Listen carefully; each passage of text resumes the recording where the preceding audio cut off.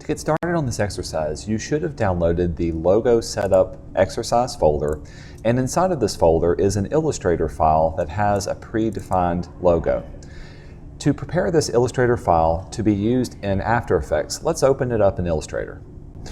The first thing you need to do is ensure that the document color mode that you're working in is in RGB.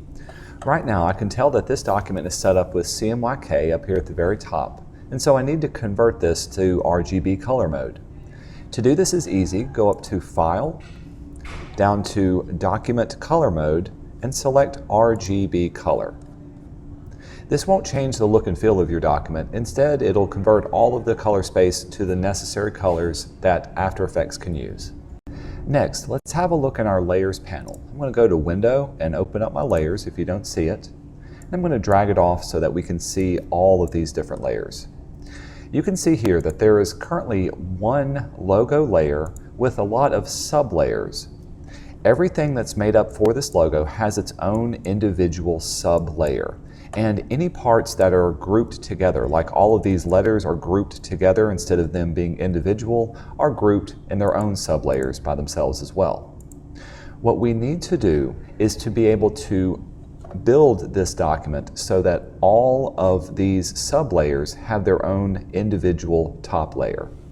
To do this, we're going to select the logo layer, go up to the Layers options, and choose Release to Layers in Sequence.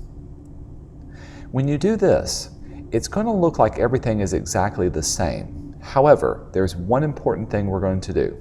We're going to select all of these new sub-layers and drag them on top of the logo layer so that they have their own individual layers from here. We actually don't need this individual logo layer anymore, so I'm going to select it and click the trash can to delete it. The final thing we need to do is to rename our layers so that we know what everything is. To see the original name of it, you can open it up by clicking on the little twirl out, and if I need to, I can click on this edge and make it a little bit larger, and I'm going to choose layer 2, double click on the name and rename it whatever the original sub-layer name was. Repeat this process for each of the individual layers. Double click and repeat.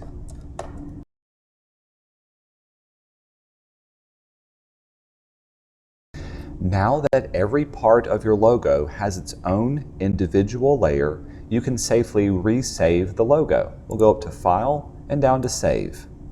This Illustrator file can now be used in Adobe After Effects.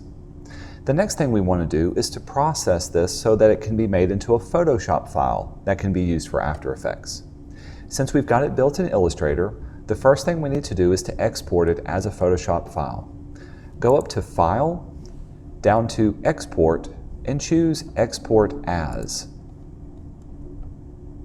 In the next dialog box, make sure you know where this is going to be saved to. In this case, I've got my exercise folder. Change your format to Photoshop, so PSD should be the extension, and make sure that Use Artboards is checked on. When you click Export, on the next dialog box, ensure that you're working in RGB color mode. Your resolution is still set pretty high, so 300 ppi is good. And also, make sure you're writing the layers. We do not want to flatten the image. Everything else can be kept exactly the same, and we'll say OK to this. Now that it's done, you should have a Photoshop document of your logo as well. Let's double click and open up this Photoshop document in Photoshop. From here, let's also have a look at our Layers panel. I'm going to drag it off, make sure I can see everything. One particular quirk about exporting to Photoshop is you'll notice in the layers that any of the groups that were grouped together inside of Illustrator now become group folders inside of Photoshop. We need to get rid of these group folders. It's simply done by selecting the folder itself, going up to the Layers drop-down menu, and choosing Ungroup Layers. This will remove the folder, but keep the folder inside of it, or excuse me, the layer inside of it. Do this for each of the different group folders. The keyboard shortcut is Shift-Command-G. We'll also do it, and it'll do it very quickly. Shift-Command-G for each and every one, and now it's finished.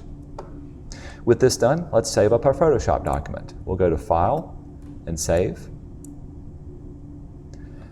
Turn in both the Photoshop and the Illustrator corrected version of these logos.